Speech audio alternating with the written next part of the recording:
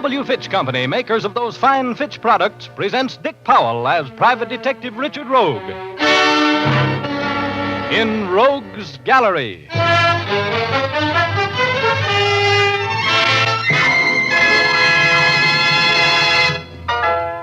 Rogue speaking. Well, I was suffering one of my regular attacks of rigor indolence last year when I decided to commune with nature in a gentle sort of a way. So I made a reservation at the L7 Dude Ranch out in the desert. The afternoon I arrived at the ranch, I was lolling around the swimming pool, exposing my epidermis to the sun and admiring the scenery, when part of the scenery walked up and took a poke at another part of the scenery over some of the most beautiful scenery I've ever seen in or out of a white satin bathing suit. The poker was a paunchy 45, the pokey a very slick 30. And the cause of it all was a lovely, lovely 25, blonde and definitely feminine. I stayed out of it. I've told you for the last time, Harding, I want you to stay away from my wife. Brian, please, you've been drinking. This is no place to settle your quarrel with Tom. I'm just as sick of you as you are of me, Mills, and so's Ann. You're no good to anybody. Tom, don't, not here. Tom. If you don't stay away from my wife, I'll kill you, Oh, Harding. please, come on, Brian, let's get out of here, please. Tom, I'll see you It's later. the last time I'm going to warn you, Harding. If you don't stay away from me now... Shut up, you're drunk again. Talking that sort, you're not going to kill anybody. I'll see you later, Ann. Come on, Brian, let's go now. Would you mind talking to me? I'm a little embarrassed. Oh, hello. Why don't you just look the other way? That's what I'm doing. Maybe it's because I want to see Tom Harding get what's coming to him. You don't like Mr. Harding? Well, no. He considers himself the world's most attractive man. Well, that's silly. I'm the world's most attractive man. How nice. I'm the world's most attractive woman. Well, what a couple we'd make. You like to know my name? I know you.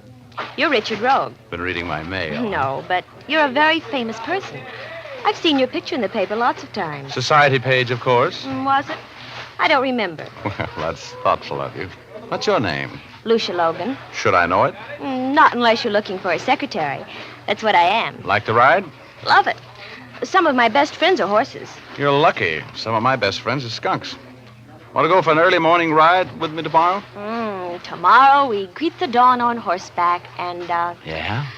I'll wear a coat to keep me warm, Richard.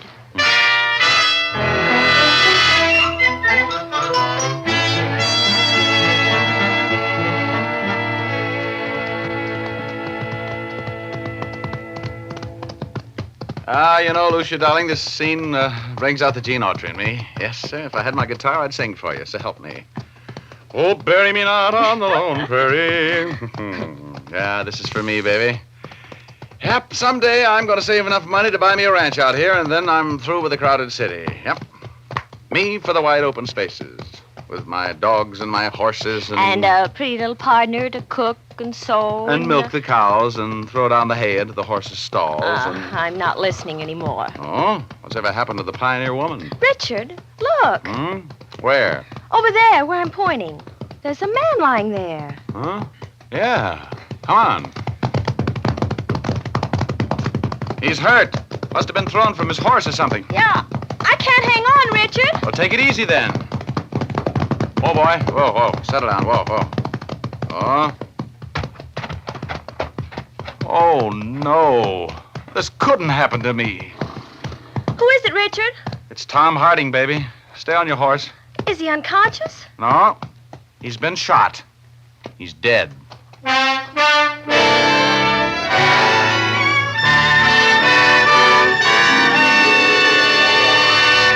I'll be back in a moment to tell you the rest of the story of Blood on the Sand, but first here's Jim Doyle, the man from the Fitch Company, who's going to give you men a shaving tip you can't afford to skip. That's right, Dick. I want to tip you men off to the grandest, smoothest shave you've had in a long time. It's the kind of shave you can have all the time when you use Fitch's No Brush shaving cream. You see, Fitch's No Brush contains not one, but 3 important shaving ingredients. These 3 ingredients are blended together in a smooth, rich cream that lubricates your face instantly and prepares it for the shave. Your razor will fairly sail along over those whiskers, cutting them close and clean without nicking or scraping. It's easier on your face, easier on your razor blades, too. When you've finished, your face will have a cool, refreshed feeling that lingers for hours. No fooling, fellas. For a really solid comfort shave, Switch to Fitch. Men who say there's nothing like lather to give a smooth, swell shave will find Fitch's brush cream is tops. It gives a rich lather that stays moist longer, rinses off easier. Next time, make it Fitch's shave cream, either brush or no brush type. 2 handy, economical sizes, 25 and 50 cents. And now here's Dick Powell again as Private Detective Richard Rogue.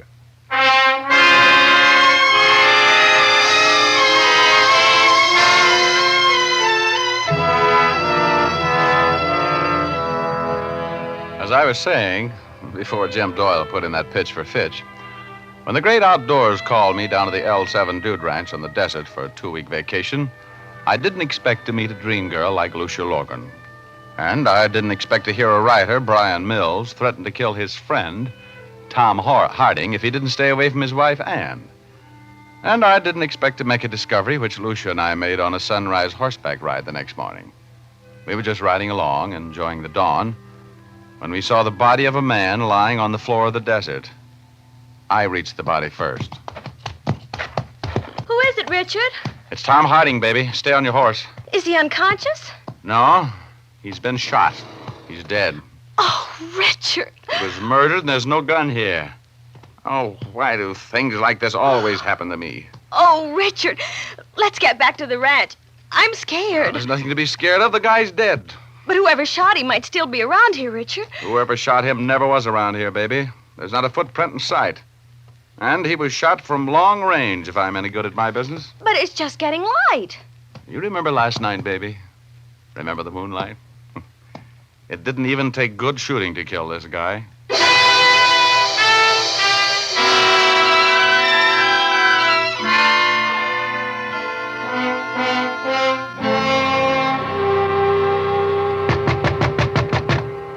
Come in.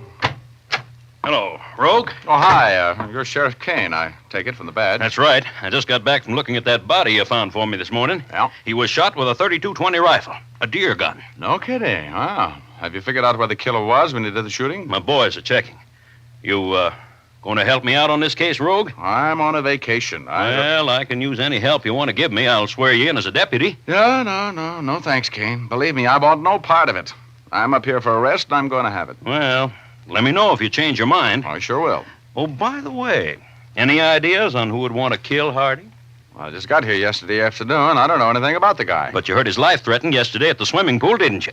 Oh, you know about that, huh? Mm-hmm. I just wanted to know how much you weren't going to cooperate, Rogue. Well, I knew somebody would tell you. Now, just leave me out of it, Kane. I pass. Well, sorry. I'll see you later, Rogue.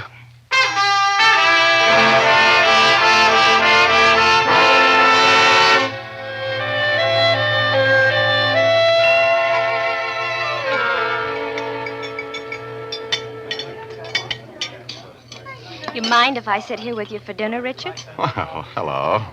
I've been looking for you, luscious Lucia. Have a chair. You've been avoiding me. I've been avoiding everybody. I'm on a vacation. I don't want to get mixed up in that murder. You know, everybody thinks Mr. Mills did it. What do you mean, everybody thinks so? Well, I think so. He threatened to kill Tom. You heard him. Well, how about Mrs. Mills? She was having trouble with Harding, too, wasn't she? Yes, but I still think it was that drunken husband of hers. Oh, well, you do, huh? Yeah. You want a tip from me, baby? What? Don't be going around having hunches about murders. And if you have them, shut up about them. Stay out of it. Well, the sheriff won't let anybody leave the ranch. You came here for a week, didn't you? How about a ride in the morning? We didn't get very far with that one this morning, did we? Mr. Rogue, Yeah? Oh, hello, Mills. could I see you for a moment, Mr. Rogue? Well, I'd like to eat my dinner if they ever serve it. Oh, perhaps later, huh? What do you want to see me about, Mills? In your professional capacity, Mr. Rogue. I'm not in my professional capacity. Could I drop by your cabin later this evening? Well, sure, if you can walk that far, I'll be there. Thank you. My goodness, you're popular. Just like being with a movie star. Yeah. Say, how about that horseback ride in the morning? Want to try it again? I'd love to. Such exciting things happen when I go for rides with you.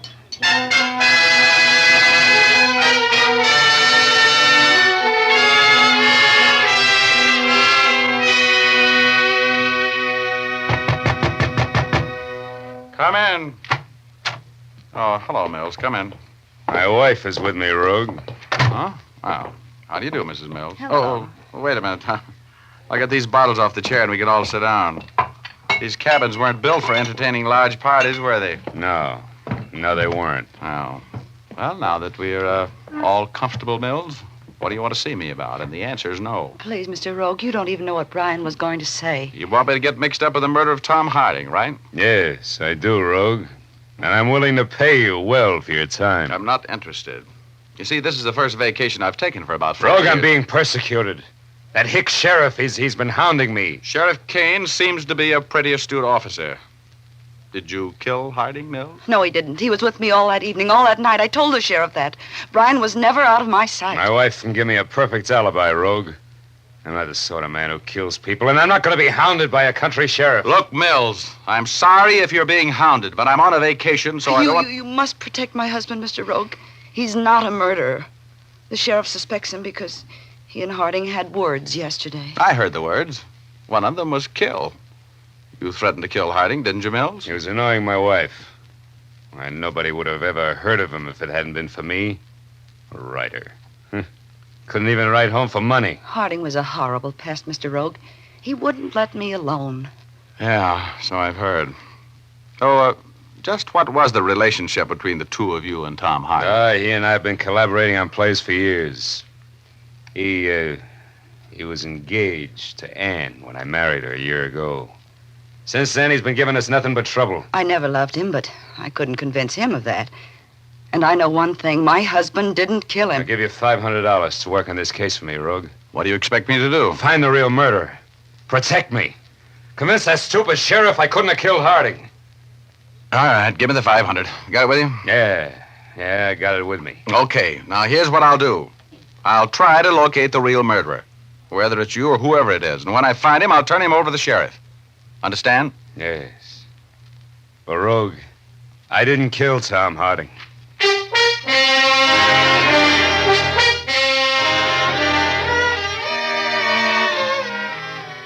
I don't know what it is about money that frays my immoral fiber, but when the man handed me those nice, crisp $100 bills, all my bad intentions about enjoying my vacation disappeared like friends when I'm broke.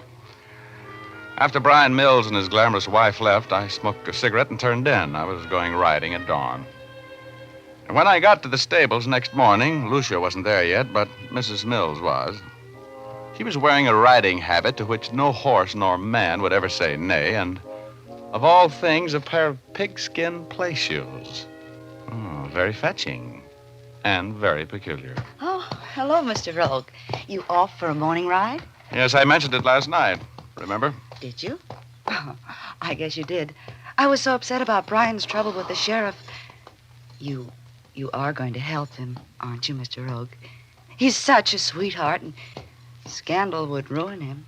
Sure. Well, I took his money. I'm going to do what I can for him. Oh, I hope it's taught him a lesson. He has a terrible temper when he's drinking. He should never have caused that scene at the pool. You were the cause of that scene. What did Tom Harding have on you? Nothing. We used to be good friends, that's all. Oh, I see. You're not telling all you know, are you, Mrs. Mills?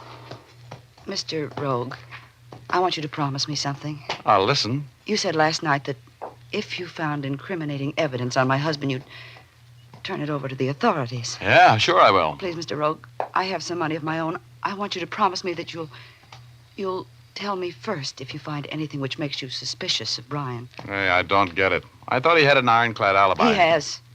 And besides, Brian couldn't kill anybody. I want to do everything I can to protect him from worry and persecution. Look, I know how you feel, Mrs. Mills. If your husband isn't guilty, don't worry. We'll keep him out of it. Hi, Richard. Oh, hello there, beautiful. You know Mrs. Mills? We've met. Hello.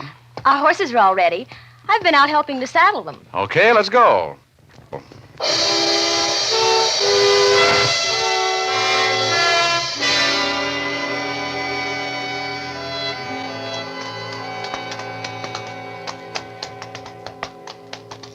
I don't like this, Richard. Climbing mountains on horseback. What do you think of Mrs. Mills? I don't. There's a method to my madness, baby. I'm a working man today. You are? Who are you working for? Secret.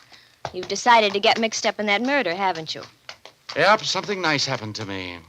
That's what we're doing here at the spot where we located that body. I was sighting in on this pile of rocks. Are you being mysterious? No, not especially. Today I'm being a detective. You see, Angel, Harding was shot with a deer gun. Everybody knows that. I'm no detective, and I know that. Okay, but do you know enough to figure out where the shot came from? By the way the body fell? I don't even care. I came out for a horseback ride, and I want to enjoy it. This is no fun, walking a horse up the side of a mountain. Well, we haven't far to go. Just stay with me a little longer. And to think I turned down a date with that nice-looking blonde boy from San Francisco this morning. Oh, look, are you going to stop, Beefy? Oh, boy. Why are you stopping, Richard? Oh, I just want to look around here a little bit. Oh, boy. What are you looking for? I'm prospecting for lead, maybe with a copper jacket. Come on, we're walking from here. Oh, no.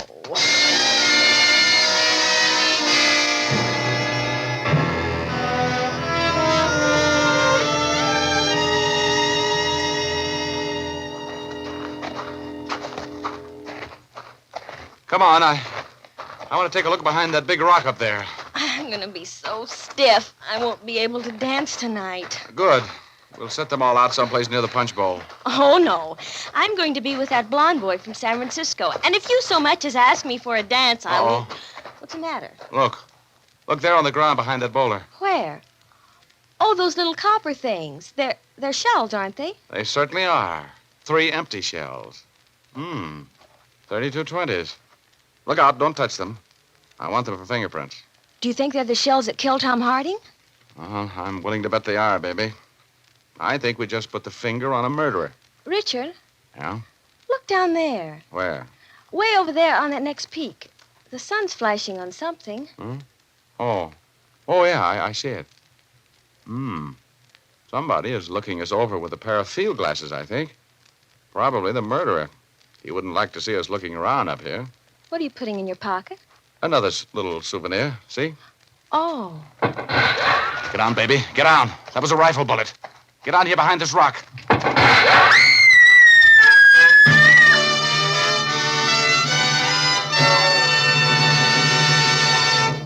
Our story will continue in just a moment.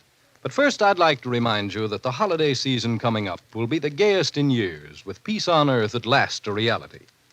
You ladies will undoubtedly want to keep in the spirit of things by accentuating your costumes and hairstyles with gay, sparkling jewelry so popular now. But remember, dull, drab-looking hair is not the kind of background you want for your jeweled hair accessories. Try using Fitch's saponified coconut oil shampoo to give your hair luster and a jewel-like sparkle. Fitch's saponified shampoo is made from mild coconut and pure vegetable oils, so it won't dry your hair. Even immediately after washing, your hair will be soft and shining, easy to set into your favorite holiday hairstyle. Using Fitch's saponified shampoo will take only a few minutes from your busy day, too. Just a little shampoo makes mountains of fluffy, fragrant lather. And since Fitch's saponified shampoo contains its own patented rinsing agent, you won't have to bother with a special after rinse. To keep your hair looking radiantly lovely at its holiday best, use Fitch's saponified coconut oil shampoo.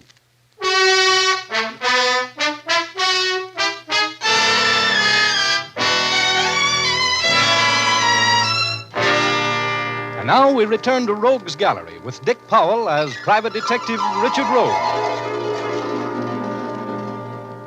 My thoughts were as bitter as a quinine sandwich as I ducked down behind that boulder and listened to the bullets sing. With the whole world to get killed in, why did Tom Harding have to pick out a dude ranch where I was sweating out a vacation? I reached into my pocket where I'd put the empty rifle bullets. The killer had fired at Harding, and they were there. I felt in my back pocket, and the other clue I'd found was safe. I tried to pull Lucia down beside me just as I heard another bullet sing. Lucia screamed, and my heart did a handspring in my throat. Oh, I'm shot. Richard, oh, why did I ever come with you? Where did you get it? Where'd you get it? Let me see. Right here, in the shoulder. Well, get your hand away from there. Oh, you're not shot, youngster. You're not even bleeding. I'm not? Well, no. You must have just been hit with a chip of a rock or something, that's all. Now, come on, let's get out of here. Stay low now. I'll go first. Oh, if I ever get back to that ranch alive, Richard Rogue, and if you ever speak to me again. Oh, take it easy, baby. This will be something to tell our grandchildren about. Our grandchildren. Richard Rogue, I never want to see you again.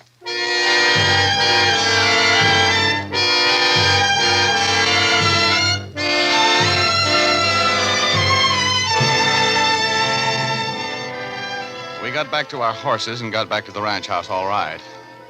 I made Lucia promise not to say a word to anybody until I had a chance to think this thing out. She promised. She would have promised anything to get rid of me. I went to my cabin to look over the stuff I'd found up there behind that boulder, and as I opened the door to my cabin... Ooh, I got it. Right behind the ear, as usual. I watched the stars go by for a while, and finally I grabbed on the tail of a comet and didn't let go until I was within dumping distance of cloud number 8. And there he was. My alter enemy, Ugor. You're a little late tonight, Rogie. Yeah, what happened? Somebody wanted to know what you found up there on that mountain.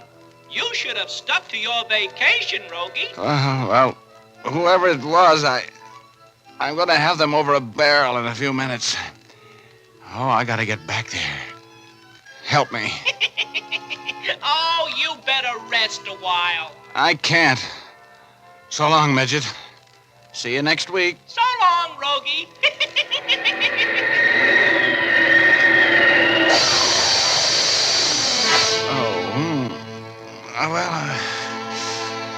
I came to and felt my head. It was really caved in.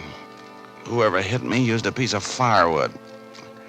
I looked in my pants pocket. The handkerchief I'd wrapped the empty cartridges in was gone. I grabbed at my back pocket, and it was there. That other little clue I'd picked up there behind that boulder. I staggered to my feet, and I headed for the main ranch house. I saw the sheriff's car outside. I wanted to talk with him. Rogue! Hey, what's the matter? What's happened to you, man? Oh, nothing much. Somebody just battered my brains out, that's all. Oh. Yeah, I want to talk with you, though. Come on. Sure. Well, I've been working on that murder for you. Oh, swell. Yeah, I was hired by one of the suspects. Not Mills. Yeah, that's the guy. Oh, he's guilty as the devil, Rogue. How do you figure? Motive. He had a double-barreled one. First, Harding had been making up to his wife. Second, Harding and Mills had drawn up partnership papers, providing that if either one of them died, the other would be sole owner of anything they were working on. Yeah? Sure. I've been checking on them through the L.A. police. They've got a play that every picture company is bidding for and every Broadway producer is interested in, a gold mine. Well, now that Harding's dead, the play is the sole property of Mills. Those two motives good enough for you? Well, how about his alibi? His wife said he was never out of her sight. If that's true, he couldn't possibly have killed Harding. Well, I got a call from his wife telling me to meet her at their cabin at noon. That's going to be the end of that alibi, I think. She sounded nervous and scared. I'm going over there now. Going with me? Sure. Yeah, I'll go. Oh, I found the place where the killer waited for Harding to keep his date to be killed. Oh, you did, huh? Yeah, and I also found the casings from the bullets that killed him. Well, where are they? Any fingerprints? Somebody just knocked my brains out and took them from me. Oh, how long ago? Oh, it must have been a half an hour. That's what you get for not cooperating with me, Rogue. You've cost me... Hey, that came from the Mills cabin. Come on. Right with you. Drop that gun, Mrs. Mills. I killed him. I killed my husband. Yeah, you sure have. Hey, what happened? He had that rifle. He was going to kill me. Why was he going to kill you? Lock the door, Kane. Huh? Oh, yeah. Now, look, Mrs. Mills. You'll have to get a hold of yourself. Why was your husband going to kill you? Because I knew I was going to tell the sheriff he wasn't with me last night. He was drinking. He took that rifle and left before Tom Harding was killed. I told him I couldn't go on lying. Oh, that's why you sent for me. You were going to break his alibi. Yes. He killed Tom. He was boasting about it to me. Oh, poor Brian. I loved him, but I couldn't. Is that rifle there, 32-20, Sheriff? Mm-hmm. It's the murder gun, all right. Well, looks like this case is all wrapped up, Rogue. I'm sorry, Mrs. Mills. Now, look, Sheriff, this case is all wrapped up all right, but not the way you think. Mills never killed anybody. Why, what do you mean? I mean, Mrs. Mills missed something when she beat my brains out and shook me down for those cartridges a while ago. Me? I don't know what you're talking about. Yeah, you'd better have something to back that up, Rogue. If I haven't, I'll take the rap. Look, Kane, you see those fancy ladies' cowboy boots over there in the corner? Yeah? Get away from them. Hold. I got her. Bring those boots over here, Kane. Let go of me. Okay, Rogue. How about letting me in on it? Well, half the heel's gone off the left boot, isn't it? Yeah? Let go of me. If you don't stand still, Mrs. Mills, they're going to slug you. I've got that broken boot heel right here in my pocket, Kane, and I had a witness when I found it this afternoon. Up there behind that boulder where Mrs. Mills here waited for Tom Harding to keep his date with her and a couple of slugs from a 32-20. Well, that's the end of the story. Mrs. Mills didn't want her husband, and she didn't want her old boyfriend. She just wanted to own that play everybody was fighting for. So when her husband threatened her boyfriend, she went into action. She invited Tom Harding to a rendezvous on the desert and shot him to death.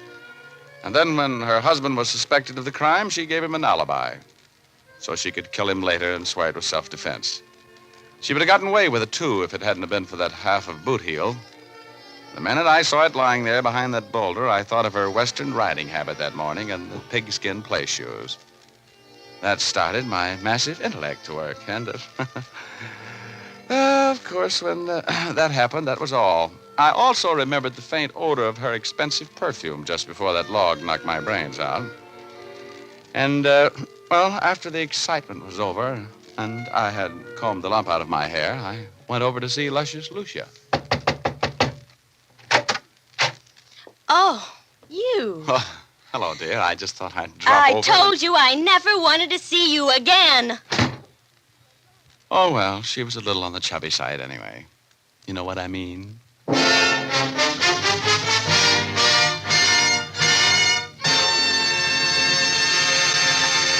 This is Dick Powell again, ladies and gentlemen.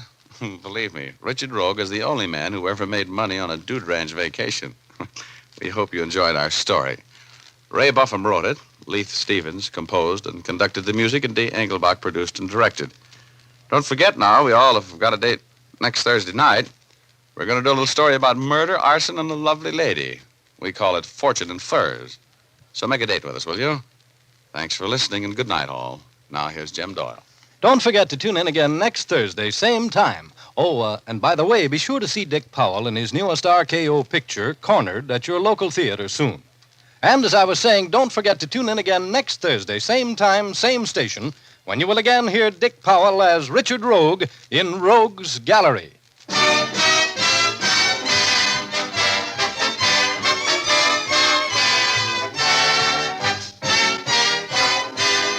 Remember, if dandruff is your problem, ask for Fitch's Dandruff Remover Shampoo. Removes dandruff the first time it is used. Fitch's Dandruff Remover Shampoo is the only shampoo whose guarantee to remove dandruff is backed by one of the world's largest insurance companies. This statement can be made by no other shampoo. Ask for Fitch's Dandruff Remover Shampoo at your drug or toilet goods counter, barber or beauty shop. Fitch is spelled F-I-T-C-H.